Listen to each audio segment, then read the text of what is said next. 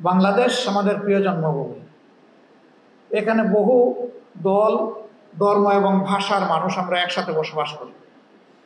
বর্ণ আমাদের কাছাকাছি, হয়তো একটা 19-20, ভাষাও মোরলেস কমন, কিন্তু তার কিছু ভিন্নতা আছে, দলের ভিন্নতা অনেক।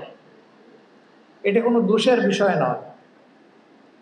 কিন্তু আমার একজন সম্মানিত শিক্ষক বুয়েটের বলে গেছেন যে মতো পার্থক্য থাকা ভালো, কিন্তু কিছু জায়গায় আমাদেরকে ঐক্যমতে আসতে হবে।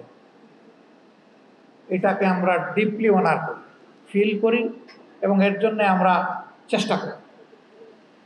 আমরা সবসময় বলি রাজনীতিতে ভিন্ন মত থাকা এটা সৌন্দর্য, মত পার্থক্য সমস্যা নাই, কিন্তু মত পার্থক্য যেন মত বিরোধে রূপান্তরিত না হয়। আমরা এখন মত পার্থক্য করি না, এখন আমরা মতবিরোধ করি। এই জায়গায় আমাদের আপত্তি। জাতীয় স্বার্থের জায়গাগুলোতে মত পার্থক্য পর্যন্ত আমরা দেখতে রাজি না। এই জায়গাতে আমরা সবাই এক হয়ে যাওয়া উচিত। এরকম কিছু জায়গা আমাদের আছে।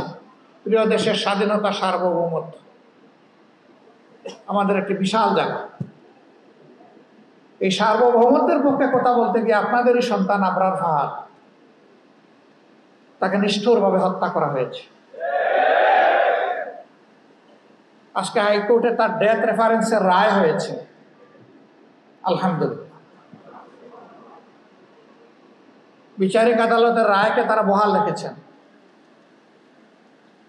আমরা প্রত্যাশা করি, দাবি করি, দেখতে চাই এই রায় যেন বিলম্ব না হয়ে যথাযথ